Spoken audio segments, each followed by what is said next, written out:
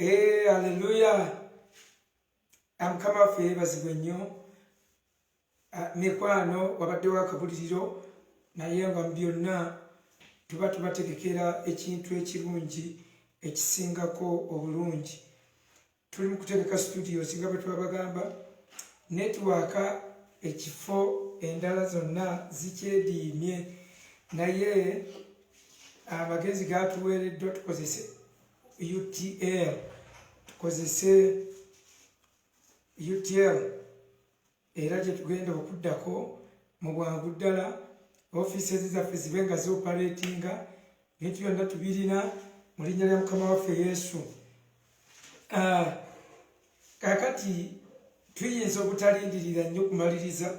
Twagadde tutandike netiwaaka eno nga bwe tutereeza UTL ebirala byonna nga tusobola okuswitchinga to better network.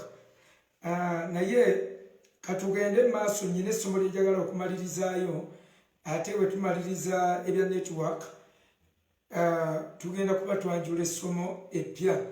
Naye tulina ekintu kyesaagala kukomya mu kkubo, ensonga 20 lwaki ekkanisa terina kukwata mateeka ng'ekyokukwata, terina kubanga esomesebwa ebintu bya Musa, terina kubanga yeerippa ku bintu ebya Musa. Ensonga nabaganyira 20 ne tusooka n'ensonga egamba nti Timoseewo ekisooka essuula esooka layini okuva ku 5 mpaka ku 10. Bayibuli etuwa ensonga 15 lwaki bannyini mateeka egagabira abantu 15 mu Timoseewo ekisooka essuula esooka layini okuva ku 5 mpaka ku 15 mpaka ku 10. Bayibuli eyogera ebibinja by'abantu 15 ebibinja by'abantu 15 abalina okuba nga be bafugibwa amateeka ga Musa ng'ekyokukwata. Njagadde malirize ebintu bino oluvannyuma tubanjulire essomo eppya ate lye tujja okusomera awamu ne bannaffe. Era njagala n'okwebaza mwenna abatuwagidde mu kukola studio nno za mulembe ddala era zijja kubaako ebintu ebirungi bingi nnyo. Olijjawo noba nga ozeenyumiriza kuba mwe muzikoze. Ffe twasala okukolera Katonda nakumuweereza naddala mu nnaku zino ezisembayo. Twagambye ensonga esooka twagamba the owners of the law. Bayibuli especifyinga bannyini mateeka neyogera abantu 15 abalina okukwata amateeka ng'ekyokukwata. Ne tugamba ensonga ey'okubiri how Jesus treated the law. Yesu engeri gye yayisaamu amateeka kubanga bamukwatanga nkya na ggulo, emisana n'ekiro nga bamukwata ng'amenya amateeka, ng'agamu ku go yamenyanga sabbiiti. Bwe yatuuka ku sabbiiti teyamenya mmenye, yakulashinge. Eryo ne tukiraba mu odiozi zaffe abazze batugoberera. Ne tukwata ensonga ey'okusatu the cases why he was killed. Ensonga lwaki emisango ki Yesu egyamuttisa. Egimu ku misango egyattisa Mukama waffe Yesu, ogumu ku gwo yali takwata mateeka ga Musa ng'amenye ne sabbiiti nga yeeyise n'omwana wa Katonda. N'olwekyo buli abivunaana ebyo aba avunaana mpewo. Ensonga ey'okuna twalaba time zones oba calendars. Ne tulaba calendars, science ali ku calendars nga ffenna tuli ku mpewo. Ensi yonna bwe kituuka ku calendars tugoberera mpewo. Ne tulaba types of calendars, ne twogera nga waliwo Juliana calendar, ne twogera nga waliwo Maya calendar, nga waliwo gye tuyita Jewish calendar, nga waliwo gye tuyita Rome calendar, nga waliwo Roman calendar, nga waliwo calendars ez'enjawulo, nga waliwo ne calendar gye twalaba eyatufuga nga balina emyezi 18. Can you imagine? Emyezi 18 naye yafugako. Kaakati ebintu by'ennaku n'ebiro n'ebiseera ebyo ebintu byakyankalana. Tewakyali muntu yenna asobola kukwatisa nnaku kubanga calendars zizze zikyuka. Can you imagine? Wali olowoozezaako nti Isirayiri terina mwezi na gumu nga guweze ennaku 31 kyokka nga tuli ku nsi y'emu. nga nabo bakuuma sabbiiti nammwe mukuuma. Wali okirowoozezaako nti Ethiopia eyinayo omwezi ogw'ennaku 14 era ye December, just wano Ethiopia. Kubanga wali muyinza okugamba time omanye enjuba egira eti Ethiopia is just here. Najja akatabo mu nnyonyi yaabwe naye nakabasaba ne bagamba yeah, those magazines are for you, you can take. Ne bampa akatabo mu kamagazini kaabwe nga mumaze okukasoma nga ndabyemu ebintu byenzijja okusomesezaako abantu abalala. Ng'omwezi gwa December mu Ethiopia waliwo we gutuuka nga gwa nnaku 14 zokka, 14 days mu Ethiopia. Kakati toyinza kukwatisa abantu bwe batyo sabbiiti.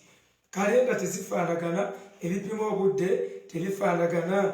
Haleluya. So time zones, calendars twazoogera ne tugamba nti emyaka gyonna bazze babonaabona n'ennaku eziyitamu nga bwe bakola emyezi 12 ennaku 5 ezisembayo, abalala nga bazicelebratingamu, abalala nga bazikolamu ebintu eby'enjawulo, abalala bizza ebintu bibaawo nga bikyukakyuka mu ngeri ez'enjawulo. Ezo nno ne tugamba eyo nsonga nkulu nnyo omuntu yenna obutakuvunaana biro, sabbiiti n'ennaku. Bayibuli kyegamba mu Bagalatiya essuula ey'okusatu layini ya 10 n'agamba mukwata ennaku n'ebiro n'emyezi n'ennaku n'esimanyi na biki. Naganze mba kukeŋŋentererwa mu Luganda kuba kwagala kusesema ng'emmeeme kusinduukirirwa, ng'owulira osinduukirira emmeeme. Pawulo agamba buli abakwata ennaku n'ebiro n'emyezi mbu ye abakeŋŋentererwa abawulira nga yagala okusesema. Bagalatiya essuula ey'okuna olunyiriri olw'10 n'agamba mukwata ennaku n'emyezi n'ebiro n'emyaka. Olw'11 n'agamba mbakeŋŋentererwa n'okutegana kwange gye muli kwali kwa bwereere. So bassebo ne bannyabo, ensonga zino nkulu nnyo. Zino ensonga tezisaana muntu yenna kuzeesooka ti bw'osomesa bwoti oba olumbye gundi.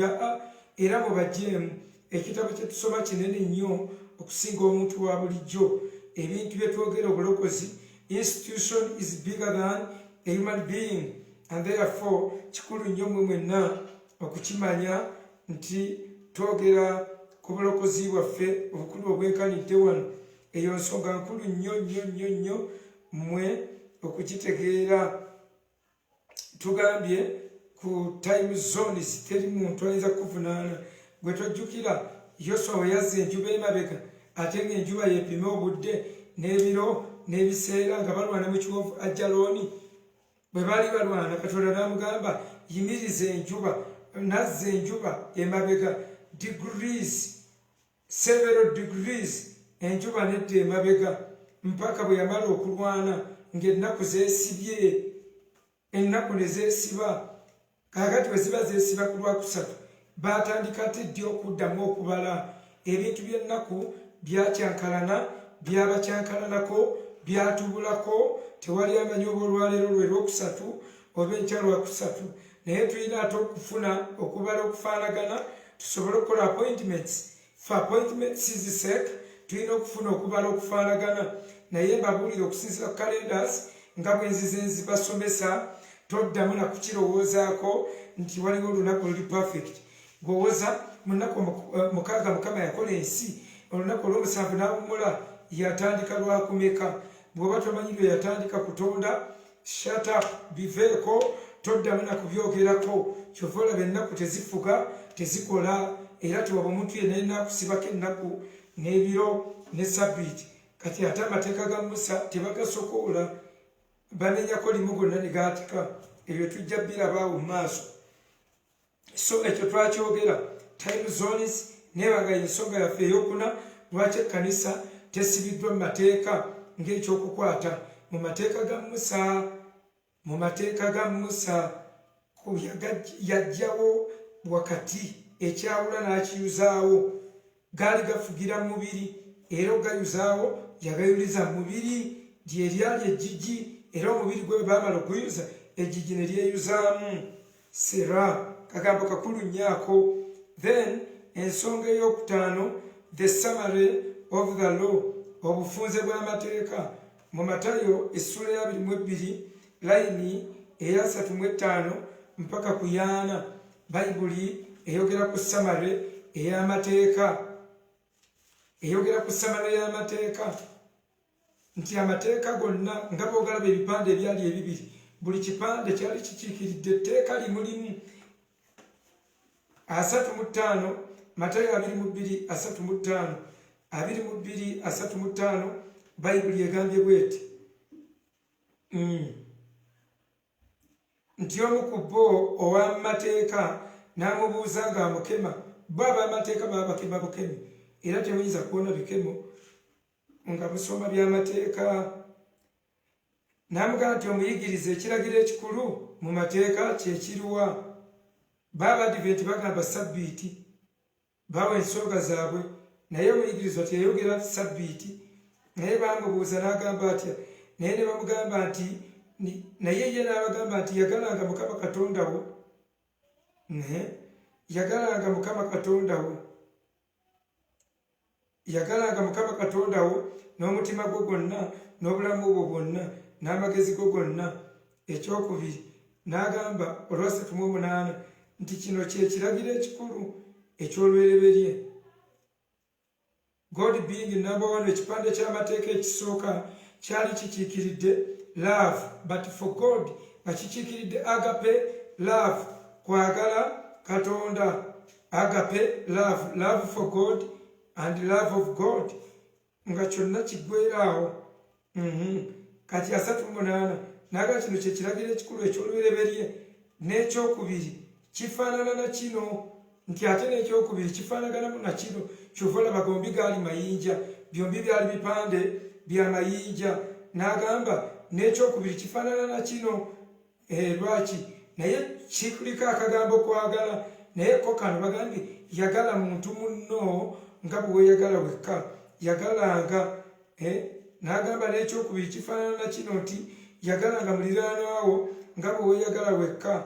Mu biragiro bino byombi amateeka gonna mwe gasinziira, era ne bannabbi. Kaakati towubwanga omuntu bw'akugamba ng'asoma busomi Bayibuli mukululo ng'awulula buwuluzi. Twazimbibwa ku musingi gw'abatume ne bannabbi. Omusingi gw'abatume ne bannabbi gwe guliwa? Gwe gunagambye mu Matayo nti amateeka gonna omusingi gwago kwagala. Kati bwe tuba twasimbibwa ku musingi gw'abatume ne bannabbi, n'agamba nti era kino be batume ne bannabbi. Abatume ne bannabbi is love.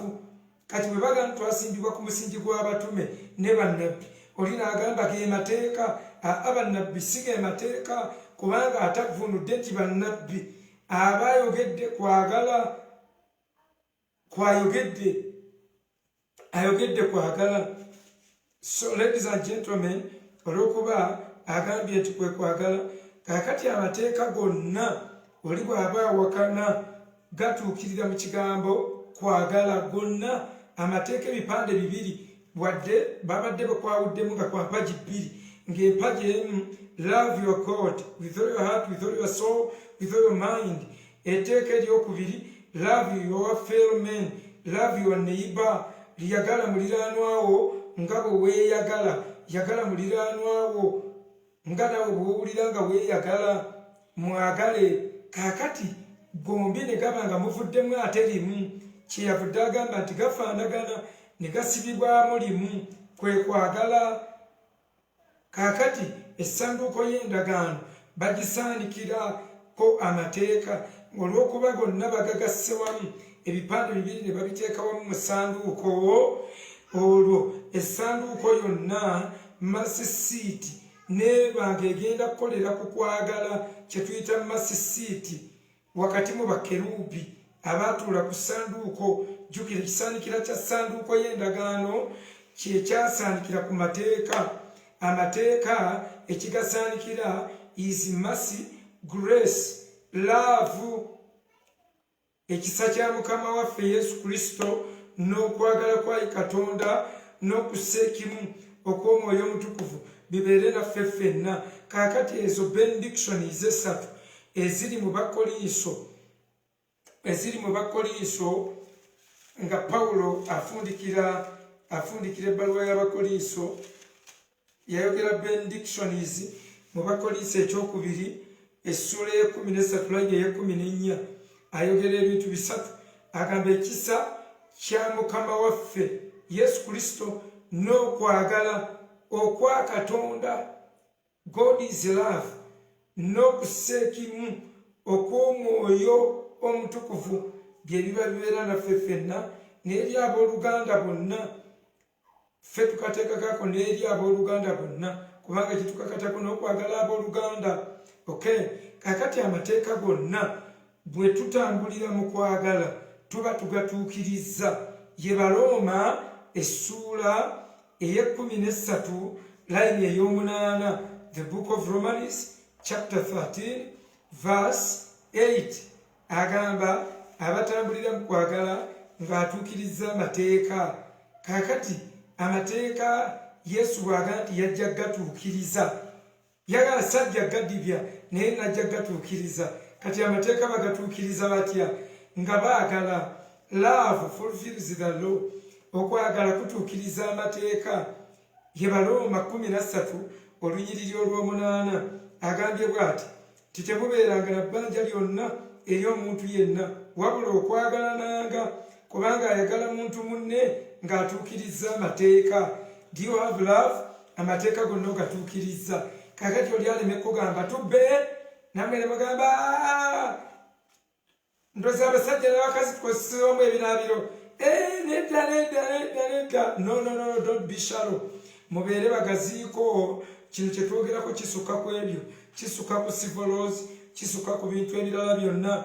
Amateeka malungi omuntu bw'agakwata ng'amanyi ensalo zaago. Ye Timoseewo ekisooka essula esooka layini ey'okutaano ey'omukaaga agamba amateeka malungi singa ogakwata nga omanyi ensalo zaago. Singa ogakwata mu mateeka ng'omanyi amateeka agagafuga, g'agagafuga kwe kumanya bannyinigo ti gaabali ba bisiyaga, g'abakwasi b'abakazi abatta bannyaabwe ne bakitaabwe. Olina okumbuulira ku ebyo okolako. Kisinze mbyogedde, Bayibuli yebyogedde, ate eyiyo si yange yokka. So ladies and gentlemen, amateeka gatuukirira mu kwagala.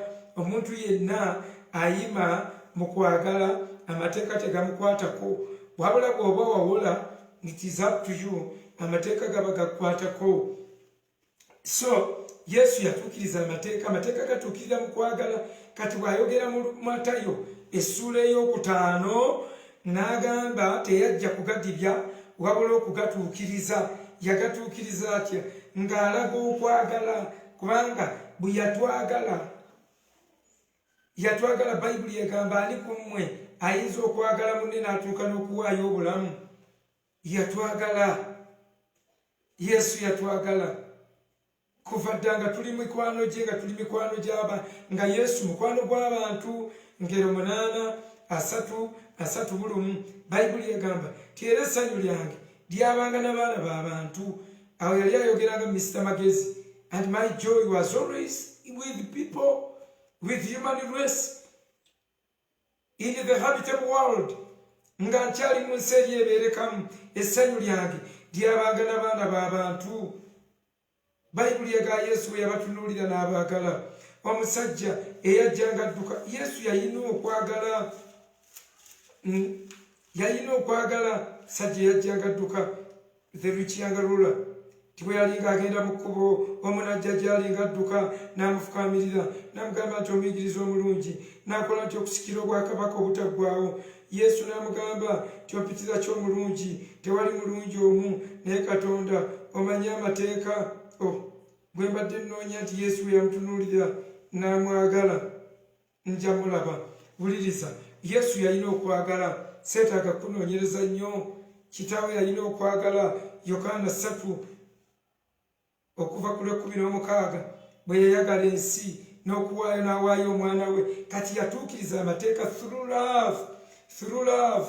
Era kyova olaba Bayibuli egamba bwe munaabalanga ebibala ne boogerako ekyo ekimu ekyokwagala ne bagamba nga mutuukiriza amateeka. Teri mateeka, tewabaawo mateeka gagenda kufuga. Olwaki?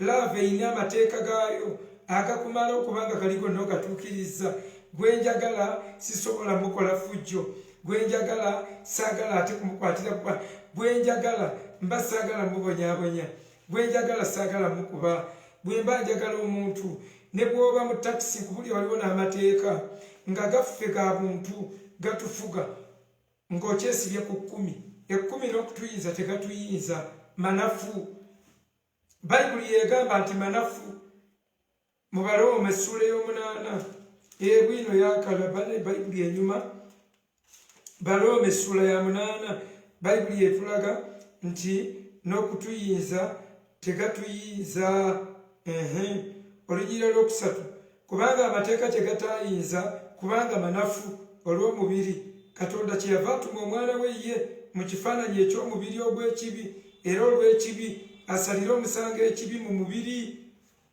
kubanga agambye n'amateeka manafu n'okutuyinza tegatuyinza manafu kubanga amateeka mulimu etteeka erigamba thou shall not smoke tonywanga sigala naye ku balokole ani anywa sigala ku mmwe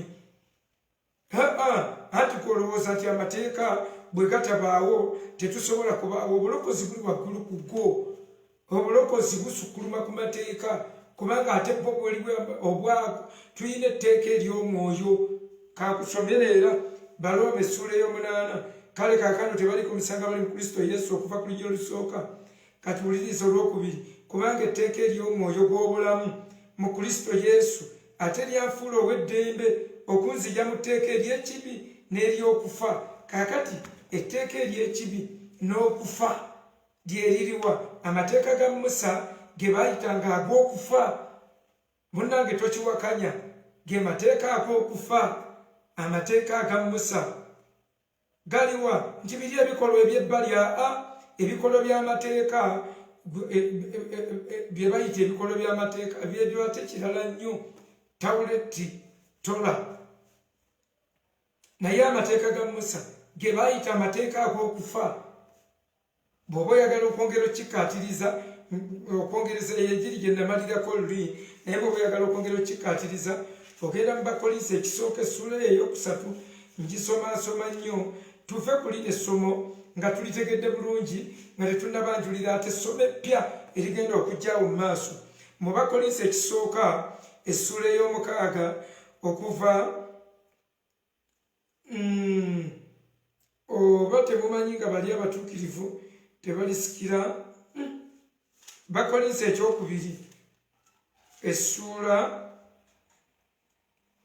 ya 3 Bakolinso ekyokubiri essula ya 3 olunyiriri okuva ku lw'omukaaga era yatuyinzisa ng'abaweereza ab'endagaano empya si abaweereza ab'ennukuta wabula ab'omwoyo kubanga ennukuta etta naye omwoyo gwe guleeta obulamu naye obanga okuweereza okw'okufa okwali mu nnukuta okwali kusalibwa ku mayinja kwajjira mu kitiibwa kaakati mwe mwenna njagala tuyigire wamu boogedde ku kuweereza kuli amateeka ag'omwoyo mu Baluumi 8 olunyiriri olwokubiri agamba ti etteeka ery'omwoyo lyandokola ne linzija mu tteeka ery'okufa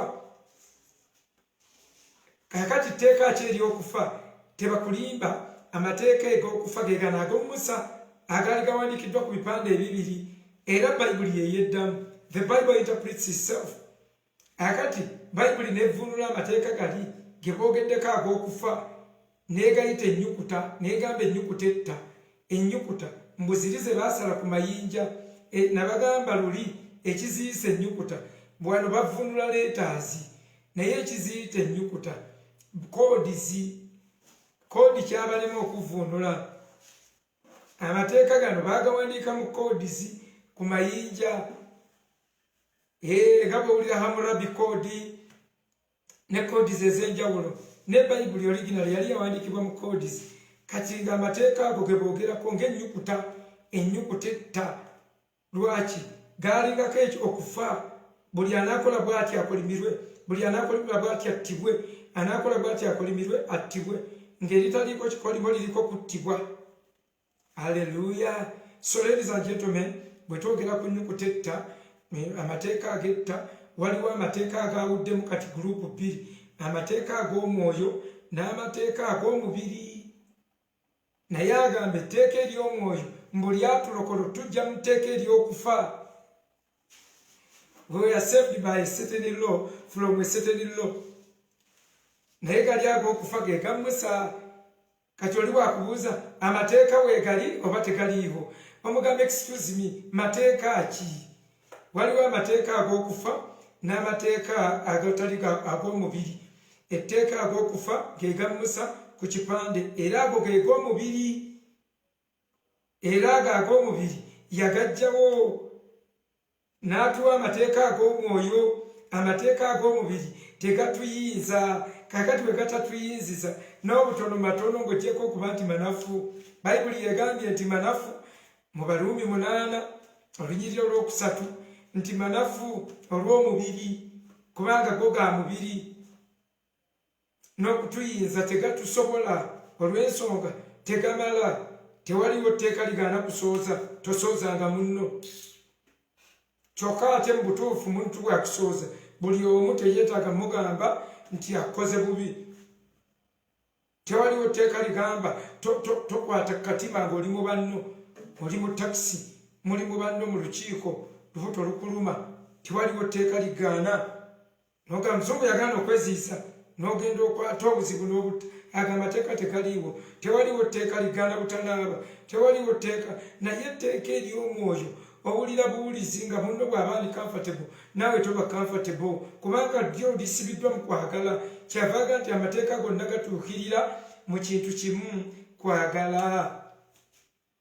Era gali amateeka ga Musa abasajja abaali bagakwata bakwatanga empty words, empty codes. Kyava abagamba Matayo 23:23 nti mukwata amateeka ne mulekayo ebigambo ebikulu ebyo mateeka. In fact yabanenyeza na ku tteeka lya 1:10 n'agamba muwe ekimu eky'ekkumi ku buntu obutono 10 aneta ne nabbugira. Ne mulekayo ebintu ebikulu eby'omu mateeka. Ne babuuza byebiriwa. N'agamba ebintu ebikulu eby'omu mateeka yali mercy, justice and faith. Okwagala, obwenkanya n'okukkiriza. So ladies and gentlemen, mbadde ngezaako kubajjukiza essomo eryo, ensonga eyo nti amateeka gatuukirira. Abalokole mukwata amateeka. Mateeka ki? Mateeka ki? Kubanga waliwo ge twanunulwamu ate waliwo etteeka lye tulimu, tteeka ery'omwoyo. Amateeka ag'omwoyo ge galiwa? Ge gali agali mu Bagalaatiya 5:21-22. Bagalaatiya 5:22. Bagalaatiya 5:22 agamba ebibala eby'omwoyo bye bino: kwagala, butuukirivu, mirembe, okugumiikiriza. Ebyo ebibala 9 n'abiteeka wali ge mateeka. Ne tuba nga tulina amateeka ag'omwoyo 9 ng'oggyeko n'ebiragiro ebirala Omwoyo Mutukuvu byatuwa nga tugoberedde eryo tteeka. Era bw'abimaliriza kambasomereyo ensonga ate yo nagirese nga namba. Abimaliriza n'agamba nti awali ebyo tewali mateeka. Mateeka ki gagamba? Nti lino ge mateeka ag'omwoyo. Bw'omala okugakola ate gali olwo gaba tegagenda kukola. Gaba tegagenda kukola. Hallelujah. So muddeyo mukwate principles of love. Abantu bagamba obulokozi buzibu. Obulokozi tebubangako buzibu. Naye twabusomesa bubi. Bwe bakuwadde etteeka ekkulu, omusajja n'atuuka n'okugamba mu Bakolinso 13:13 ekisooka, n'agamba ebintu biri bisatu: okwagala, essuubi n'okukkiriza. N'agamba naye ku ebyo byonna ekisinga obukulu kwagala. Gwe ne bakukolera samalizi bwe zityo era n'osigala nga weebuuza nti ze bannanga obulokole. Obulokole si mmere. Obulokole wafuna musomesa mubi. Obulokole buli clear. Oluguudo mwe tubuyingirira liri clear. Tuyingirira mu Kristo. Bwe banaaba batumaliriza tufulumira Matayo 25:3. Bwe nali obwerere mwanyambaza mercy, justice and faith, bintu bisatu nga byonna byebigwamu ebyo. Bwe nali obwerere mwanyambaza, bwe nali omuyala mwampa ekyokulya, bwe nali mwenyota mwampa amazzi ag'okunywa, bwe nali mu ddwaliro mwannambula, bwe nali mukomera mwajja ne mundaba, bwe nali obubi bwe nali omuyise mwansuza. Ebintu 6 n'agamba mwisikire obwakabaka obwabategekerwa. Just kola ebintu 6. Kwatirwa abantu kisa. So ensonga ey'omukaaga wali mbadde ku summary of the law. Ensonga ey'omukaaga, law and mercy seat. Ensonga eyo yokka mercy seat ng'etudde ku mateeka ng'egasaanikidde. Bassebo ne bajja bakantu akakulu nnyo, era bw'oba onyize left nyiga join again. Mala okunnyonnyolaako nyige left. Kakulu nnyo kano mpa boxer. Akantu kano kekunnyonnyola kakulu nnyo. Ngenda kudemonstratingira ka box kano olabe. Kakati eno box gyenkutte. Kakati covenant box. Tugibalenga covenant box.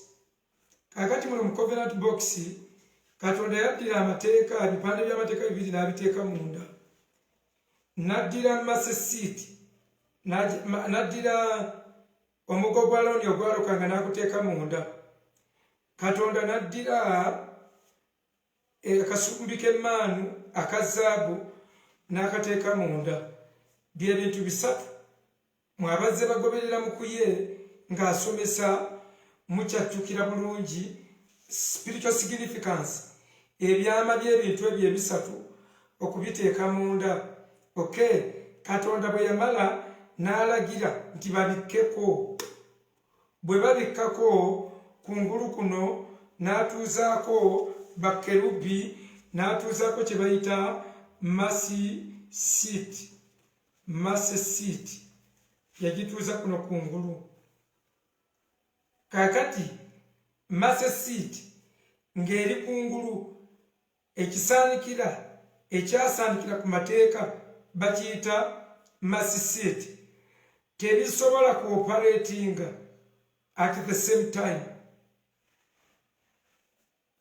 Omuntu akwalifayinga okuyingira mu watukuvu watukuvu yali Musa. Ye yakwalifayinga nga najja munda eno okwogera ne Katonda. Ate kabona yakwalifayingangayo omulundi gumu mu mwaka. N'agendangayo gumu mu mwaka. Musa ye yajjanga wano n'ayogera ne Katonda n'amuwa communication ng'ayima wano. Ayima wano, eno ye mercy seat. Kakati wali okuva lwe bateekawo mercy seat nga tewali muntu yenna akkirizibwa kubikkula sanduuko, nga bw'ogibikkula ofa. Era olunaku lumu mu Samwiri ekisooka essula ya 6 layini ey'19 baabikkula ku sanduuko ne bafa abantu 5,007. Bayibuli ezimu zigambamu 7, Old KJV egambamu 6 kubanga egamba 3 score. 5,007 Old KJV egambamu 7, endala zigamba 3 score mu 6. Okay, kakati baabikkula essanduuko. Mu kugibikkula asooke kusomera nkulage demonstratingiremu. Tubenga kyenoonya tujje empaka zigwe mu kibuga mu topiki ezimu tufunze Bayibuli ekendera kugitegeera, ekendera kugisoma, ekendera kugikola. Buli w'ogisoma by'osomye bikole, bw'obikola eba ekendedde. Kati ennyiriri zonna ezogera ku kubba tobbanga nze bwe nalekayo okubba ebigambo byonna byonna byogera kubba ebinkwatako toyendanga nze ebigambo byonna ebyogera ku kwenda leero tebikyankwatako tosinzanga bifaananyi sinza na kukyeraliikirira tebikyankwatako kati ebyo byonna olwo bayibuli eba ekendeera kugikola bye sinnaba kutuukiriza ze mpapula za bayibuli zensigazizza otherwise it should not be used as a textbook nga gwe it is our gundi obligation etuweereddwa statute eyina obligation zeetadde muno eyina emateeka getuteekako nga ffe kugakola gatuukiriza bwe twagala katonda tetuyinza mussaako okusinza kifaananyi kirala tetuyinza kubanga amateeka gonna gatuukirira mu kwagala tetusobola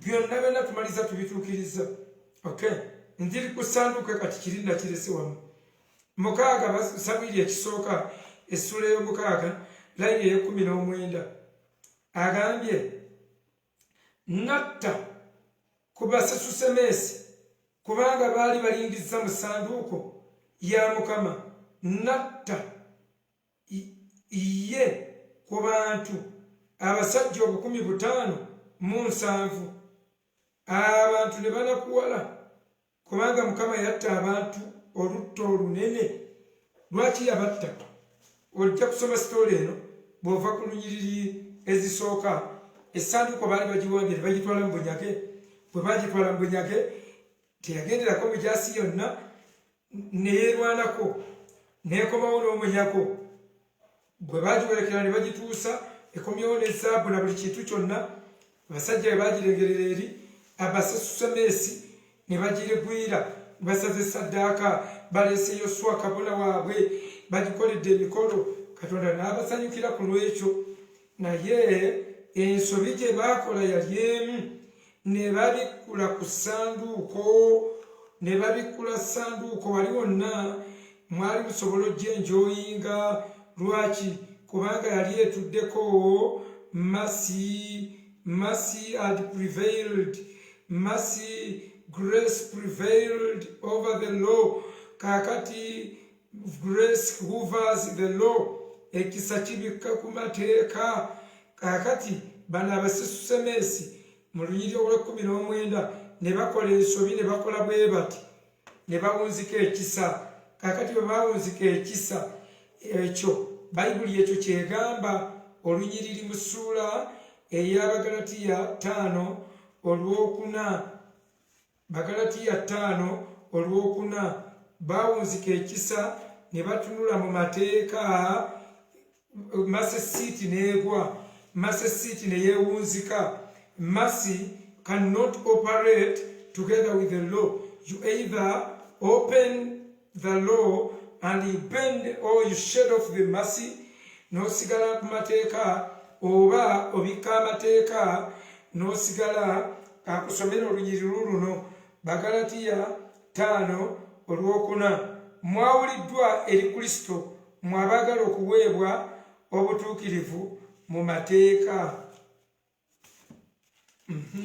mwabaagala okuweebwa obutuukirivu mu mateeka n'agamba mugudde okuva mu kisa kaakati mmwe nga temunnaba kulumbagana nnyo bantu aboogedde ku kisa nga gweoyogera ku mateeka nga tonnabagana nti baagwa oyinza okuba nga gwe waggwa ng'oyogerera ku ttaka bassebo ne bannyabo agamba mugudde okuva mu kisa okugwa bayibuli ekwogera ku bintu nga 3 tugwa okuva mu kwagala kubanga agamba eri mu kitabo kya kubikkulirwa essula ey'okubiri ey'okutaano tijjukira gye wagwa weenenye waleka okwagala okwasooka bw'oleka okwagala oba ogudde lwaki kwe kutuukiriza amateeka kaakati nawano buli weeyagala okukwata amateeka oba omaze kugwa okuva mu kwagala so tugwa okuva mu kisa tugwa okuva mu mateeka tugwa okuva mu butuukirivu n'oba ng'oddiridde mu ngeri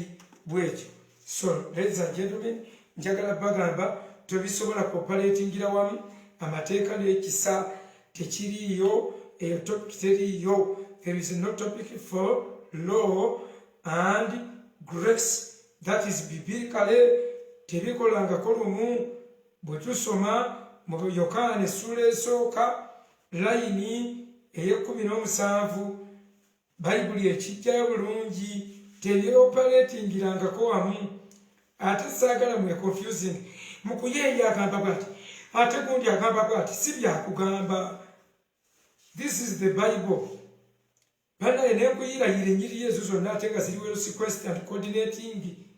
Zikoordinatinga bulungi ne bwemba tolina munyomwoyo bino oba obitegeera okujjako ng'akali bakendo okalabira ku mukonda akati tigenda mu geyeena okalabira kasomesa ng'ebintu kabiconfusinga. Omusomera nyiriri naga agundi agamba bwati I'm reading verses gwokoti nga teyalina gye yafiira. Ati nkuga Yokaana 1:17 bayibuli egambye bweti kubanga amateeka agaweebwa ku bwa Musa naye ekisa n'amazima byabawo ku bwa Kristo. Mu Kristo tulina mukisa n'amazima byokka bibiri byebivugayo ate biri ku bwa Musa. Kakati eno kisa n'amazima kyova olaba tukwatirwa ekisa ne tulokoka. Kati ate abo ab'ekisa abasomesa extra grace ate mwena we mwonoonekera ne muvuyizaawo. Atukwatirwa ekisa ne tulokoka. We are saved by grace. Befeso 2:5 twalokoka lwa kisa. Naye ate bwe tumala okulokoka olw'ekisa agamba ayagala abantu bonna okulokoka. Bakomaawo mu Timoseewo ekisooka 2:3 n'okutuuka okutegeerera ddala amazima. He wants all people to be saved. Befeso 2:5 n'agala twalokoka lwa kisa. Naye bwe tumala okulokoka olw'ekisa ne bikomaawo n'otandika kudigida twalokoka lwa kisa era ne bansaga nga nnyenda ne wembanga kati obwenzi bw'omusiraamu nabwo omulokole enjawulo eriwa.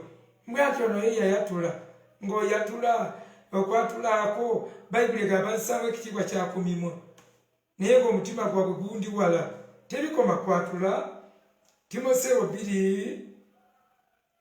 2:3 Timoseewo ekisooka essula ya 2 layini ey'okusatu. Ekyo kyekirungi ekikkirizibwa mu maaso g'omulokozi waffe Katonda ayagala abantu bonna okulokoka ne bikomaawo nedda n'okutegeerera ddala amazima. Kati mulokole bw'otategeera mazima ofiirwa ki? Kiki kikubaako nga totegedde mazima? Bino bye bikubaako bw'ogaana okutegeera amazima. Bayibuli egamba nti olw'okuba mugaanye okutegeera nange mbagaanye okuba bakabona akugoba mu buweereza. Katonda takozesa musiru naye ng'ayita omusiru. Bino si bivumo onyigira bwereere. Bayibuli egamba aligamba munne nti musiru mwani gwe ŋŋambye. Nze gambye kugambibwa oba gwe tokyesooka nze kirese mu bbanga kugambye Katonda takozesa musiru naye Katonda ayita abasiru.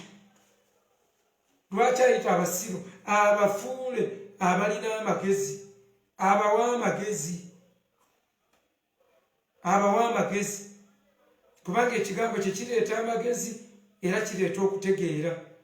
Era bayibuli egamba ebigambo bye byaloleka gye ndi n'embira ne bireeta amagezi munda mu mmeeme yange.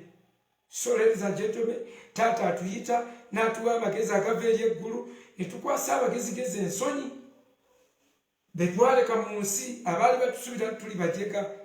Nodda ku mulundi guno nga byoyogera nze ndaba all leaders, political leaders, all people abalina influence bwe baba basoma ebintu kasibiiki naye kaba katono.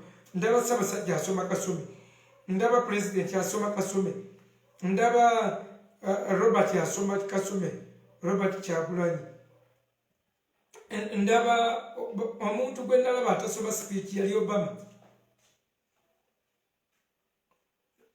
Abasigadde ffe ababuulizi tetusoma speech twogera tuba kati ekyo kye tukola ne tuteeka wansi ekitabo ate ne twogera sensi. Awo nawona Katonda aba atuwadde amagezi naye gwe bw'ogaana okutegeera ng'ogenderedde ekisooka obulokozi bwo oba walokoka bulokozi n'obikomya mu kkubo. Therefore stories abinondola binnumye binkubye binkoze bwe biti omuzimu gwambozze negudduka waliwo omuzimu gwampya oluyi. Nyina mutabani wange tayagala kusaba. Omuntu yo yaloota nga amuluma n'akeera nga bamulumidde ddala. Omuzimu gwamulumye nga gwamulumye. Kakati ze ebyo ebya dayimooni bisekerera namusekerera nga toyagala kusaba. Toyagala kusaba. Olulala kujja kusiiga n'epitambi. Olina okuyiga okusaba ne weebakirako mukisa. So ladies and gentlemen, njagala kubagamba nti Katonda gwe bw'ogaana okutegeera yatuyita olw'ekisa n'atulokola ku lw'ekisa, naye tebirina kukomaawo. Tulina okukula okutuuka mu kutegeerera ddala amazima. Kaakati kutegeerera ddala kuno amazima kuyita mu kusomesebwa, si kuŋŋaanya bukuŋŋaanyi, naye nga musoma ebintu ng'olina ebintu by'osoma, ng'olina by'ogamba kino nakisoma nakitegeera, nja kirivayizinga nga nakimanya. Ekyo n'okiteeka mu closet mu y'omutima gwo, n'okisibira awantu mu medula obulongata ey'obwongo obwo, n'okinywerezaayo ng'osobanga yerabidde n'obulasingako bulashizi, n'oddamu n'oba ng'osobola okuba omulokole atinta. Aleluya.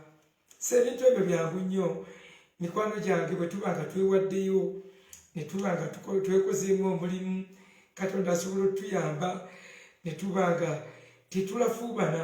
Abooluganda nga mugulumba n'obulokole, banaye mugulumba n'obulokozi, ate nga seebunya nnyo kubala nange nagulumbanga n'obulokole. Bannange nagulumba n'obulokole. Wembivaamu wembiddamu, nze nga manyina okupulaninga okugwa, naye nga naye obansooka engwemuko nga nyina excitements 2, excitements 3, nga nyina forces of influence 3, ng'ebirala byonna byonna nsobola obiwangula naye nga zino 3 zikaluba. Esooka kwakira ku bakazi.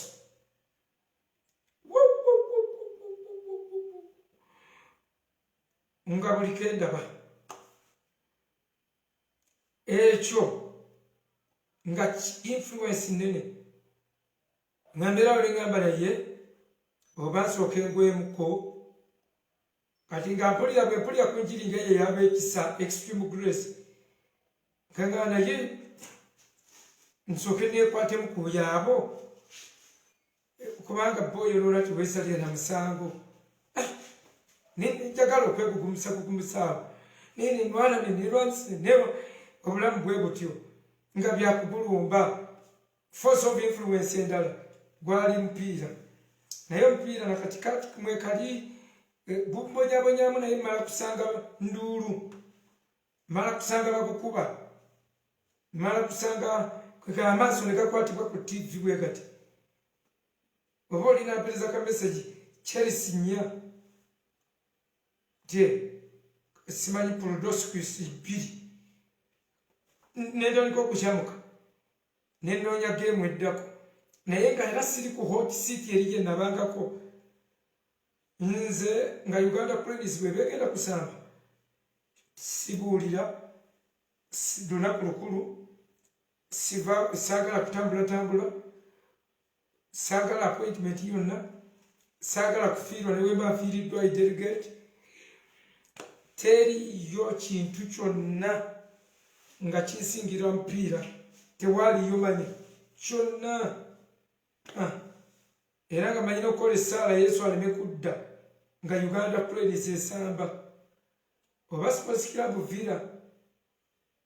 Villa nenjigenda nga njiwe nengenda nga njita olw'omukazi gwe bayita Nakamaanya n'antamisa Villa. Nakamaanya bannange akakazi ako kantamisa Villa, naye ko tekantama, saagala kukyawa kumamba nzise. Nakamaanya tutya ogenda n'abaana baffe mu kisaawe okulaba omupiira lwa Nakamaanya. Awemula okuva ne muyingidde mu kisaawe ne tumala omupiira ng'awemula n'okagambako ne kakuwemula akati Nakamanya yantabisa omupiira gwa villa ne mukyala wa kochani oyo omukazi oyo omusiraamu be basinga okuwemula enamboole abasiraamu babiri ne Nakamanya omulogo be basinga okuwemula mu kisaawe kyonna omupiira ne baguntamyatamya ne gugenda nga gukakkana okuvira naye mba nga ngiwummudde nkooye kati Chelsea ye mbeerabeeramu ne ngugumukamuko Uganda Cranes sinawona bulungi naye era kale pressure si eri kuba nasula nagenda nga saa 12 ez'okumakya enamboole 12 nze gwolaba ndi munafu mukeera naye simanya maanyi gye nagajjanga akakeera enamboole ku kisaawe musumba Bonero mu yayagala ngutamwe n'agala mpulira bagenda kukuba eccupa kati yandagula nk'ebintu nebintuukirira nembonaabona naye era nensagula tiketi nali ngenda kuyingira nenjukira ng'akyogera neneesika naye era nembeera ebweru lazima era nayingira mu second half kati omupiira gumbonyaabonyi ekintu kintulugunya neŋŋamba kimbaako kimbeeko kati Katonda ba mukoze eki eyo influence yali yakusatu eyo manya yakubiri kati influence number 3 ate naye Mukama ampadde ekiso ogicontrolinga political influence. I hate injustice.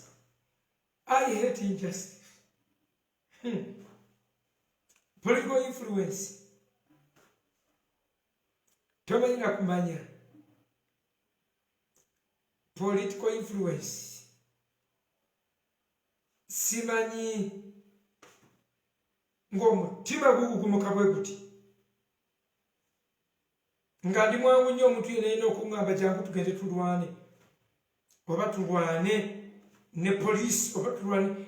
Nga I hate injustice. Kwega ne bwendaba omuntu nga bamukubye essasi. Mba nnoonya engeri kwega that political influence ate nga yava mabega ng'ebusuubizi nze ndidinga strikes nze nkulembera obwediimo nga nyina ekintu ekyo bwekiti ekyo nga nyinako ekintu ekyo ebusuubizi nedimisanga era nze saakola bibuuzo mu TTC nga ndi mu college bankwata ne bantikka ku loole n'abalokole bonna ebibuuzo twabikola twekwesa eyo essomero lya Kisulo mu kigo ky'ebusuubizi naye kiri ku likodi abantu 25 batugoba the influencer and those who are influenced the influencer and the influencee ne batugoba kakati political passion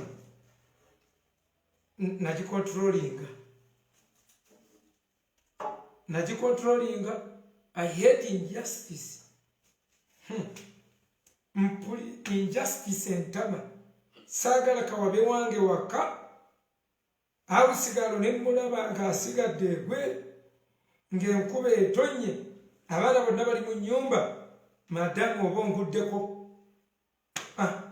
onguddeko era otandikiraawo gamba olinayo kkoyo kirama naye ebyo tebindya nze ebyo tebindya God knows my heart.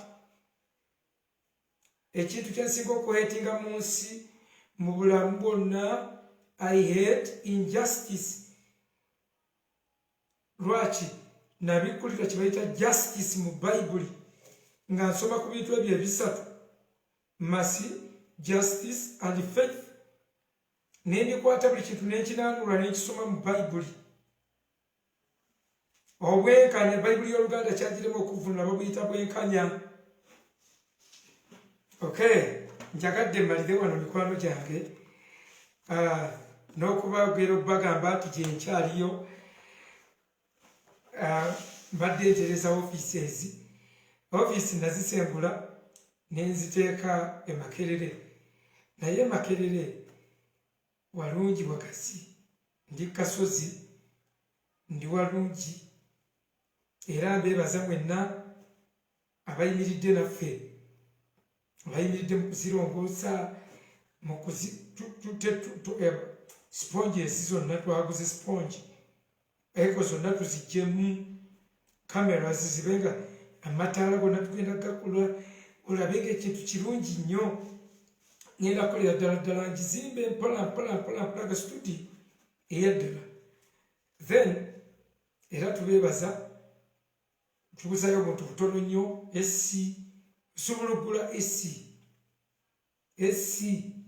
nno zennene zeziri funa esi ennene waliyo entono tuyinza okukozesa bubiri ezo esi ne tutatuyanira nnyo mu studio kuba tewabaawo wadde akassa amaloboozi tumaze okuyiya we tugenda okugakontrolinga ebyo na byonna tukyetaaga omuntu yenna aba akwatiddwako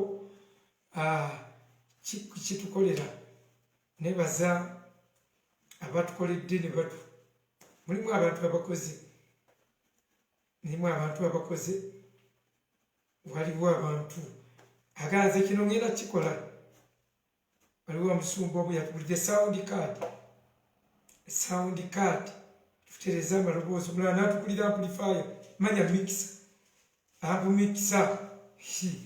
tube nga tukola ekintu ekiriyo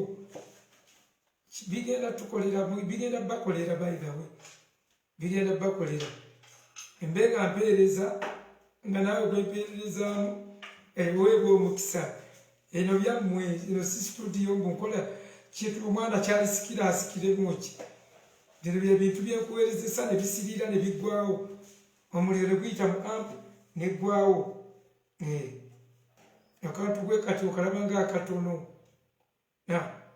naye omusajja omu bwati yakaguze tesikisi mmere yaguze kagule n'akaweereza waliwo omulala yatisse mikisa ejja ebyo nabyonna bigenda tuyambako okutereeza amaloboozi kati naawe osobola okuba ku kyoguze osobola okugula esi netuteekamu ka esi omulala osobola by the way ekyetaaga ekikulu tetusabiriza naye tubagamba bategekera buweereza nze nagaana okusabiriza toba buto bibatera obuteezi enesirikira baccu ekyetaaga ekikulu bw'oba okisobodde netiwaaka etutawaanya naye baatuwadde amagezi tuteekeko UTL network tukonekitinge ku UTL network eno yenyininyini nga gavumenti gyekozesa nga ba broadcasters abamanyi gye bakozesa abama TV ze bakozesa network nga tekutuka eyo gye twagala okuteekako miliyoni nno 2,2 basobola okuba weereddwa omukisa gw'obuzi bwayo ekyo kyangu n'olwekyo mikwano tubaaniriza niwe tufunayo abantu banange oleeta 5 ekyo netukikutula netugiteekayo tetuddamu kati eno eriwo yalemeddwa kamera ogikozesa eremeddwa kawungeezi last chance yalemye lwa networka tuyinza okutuuka ku saa 10 ng'ekutte negaana okukozesa zikamera bandi aba Airtel basiiba wano batukyusize broadband zakakyuka emirundi bambi 3 mu wiiki emu batukyusiriza broadband nolwero we bava naye nga tutuusa akawungeezi ng'evaako neddaka eva network emakerere we twazze UTL yokka erabika yagenda okuba stable n'omulala oyinza okutugulirayo naka MTN nga we simply switch on to a better network MTN 2.8 nako ne tukafuna ka wifi ne kagenda ku bwonna ne obubaawo ne tusetinga busetinzi simu tuswitchinga ku better network ne tubaweereza abali online ne tubaweereza last chance ne lunch hours obuoli awo tuyinza ozitandika nayagala kubona linga lunch hour eri ku UCC ku main church eri kinayagala okubona linga naye kamangu banatukira ku buzibu nazo tuyinza oziteekawo. So ladies and gentlemen, mwebale nnyo, mwebale ddala mwenna abawaayo ssente zammwe, Mukama abagaziyize, Mukama ajje enzikiza mu magenda gammwe, agobe enzikiza mu mitima gyammwe, Mukama abajjukire ku lunaku olubi, naawe akugambe ti bwe nnali ŋŋanfuliizinga, bwe nnali neeralikira wantu asooka eralikira nti ddi ne wataasa mu kuyenga eralikirira ate nga byeralikirira bibyo. Musobola okukola ebintu ne tubikola. Omuntu omu yagula akameeza, omuntu omu n'agula ekituuti, kiraasi ya online yagula kamera. Alimini tusobola okukola ebintu, tubisobola. Simu gye natandikirako okuweererezaako, simu gye natandikira okuweererezaako, omuntu omu ye yagigula miliyoni 2.5. Ogu ng'alaba ntegana n'obusimu bikala bikwata, n'agamba nze bwereza nze, neeteekawo simu mpeereze ye, n'abalala bwe mwegattirako. So olaba ndowooza ebintu bwe bityo bigenda. People are sustained by people. People be bagatta value ku bantu.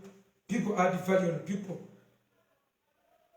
Bwe bityo ngera ekyuma bwe kiwagala ekyuma, bwe bityo bwe twewagala. So bw'obanga alina ky'osobola otukolerayo, ne tukola stage eno ne twongeramu ebitaala, colors, byonna reflectors, you are going to see the best. Ebinyuma okulaba ebirungi, you will get the best. I know. Okay? Abayizi abasoma ku online, twabadde tuli kufuba mufuna essomo eppya. Professor Musoke yabadde agenda otihandolinga, then nze mbe nga mpa enjiri ey'akawungeezi ku mikutu, naye ng'abasoma ku online church mubadde muli supposed kuhandolinga book of Ephesians, kitabo ky'Abefeso, kalabanga akatono, naye bakiyita the mother of epistles, maama w'amabaluwa gonna. Wandirabulidde ebyama ebiri ku kitabo ky'Abefeso, naye network kyatuzanyirako oba otandika neevaako ekya kati twetaaga miliyoni 2 mu emitwalo ago. Abayutiro ze batusabye bo bakonectinga nga bolaba eno ey'omuti eno zino nga tugiyina yaffe, ekyo kiba kijja tukolera si bya routers. Kyo kino kirala nnyo, kijja tukolera nnyo, kya buseere naye kikola. Design Limited tuba tumaze. Muntu omu yagula ka generator wekali wano, tujja kayiya ng'amasanyalaze tegakyatuzanyirako, tujja kufuna these inverters. Services okumu ezitalina agamba. N'abayizi abalala bonna bonna mujje mu studio yammwe tusomese ensi, mazima gonna g'otegedde. Mbabuulira twetaaga amazima, bwe tunaamanya amazima eddembe lyaffe liri awo. Eddembe lyaffe terikyali mu mbeekuulo, mirembe gye twafunanga mipiira kati tugifuna mu mazima. So your contribution is highly welcome. Bw'obanga olina kyonna ky'oyagala okuteekamu mu buweereza buno, osobola otuweereza ku ssente zo ku ssimu 0755 84 35 84. Kyokka I don't believe in stretching. Tiweekake ogambye nti najjewo na ssente za musajja, najjewo za ssente za fiza. Nedda, ngambye abaaweereddwa omukisa osobola okubaako kyokolayo ne tutambula balabala. Kale kambasabire. Taata mu linnya lya Yesu Kristo Mwana Katonda obulamu, nkwebaza olw'ekisa ky'otuwadde kusomesa abantu. Kwegaliridde tuyambe okutegeera. Wagamba oliyimusa abasomesa abaliriisa abantu bo endiga zo n'amagezi n'okumanya. N'ogamba abalina amagezi mu bo baliyigiriza bangi. N'ogamba nti ababi tebagenda kutegeera era noga nti abantu babula lwakubulwa kumanya nokutegeera ekigambo kyo n'amaanyi ga Katonda noga nti oganye okutegeera nkugobye nkuganye Mukama kyenva nkwegayirira oleme okugoba mwannyinaze oyo ne muganda wange ayagala kutegeera yenva nkwegayirira Mukama w'abakama muwe ekisa taata byonna tubisabye nga tuyita mu linnya erya Yesu Kristo Mukama waffe amen. Tujja kugira tugendera wano paka tunasonda Airtel UTL nayo ne tugiteekawo wano bintu bingi ojja kutuukawo wasanyusa bye tutandise okukolawo bingi. God bless you.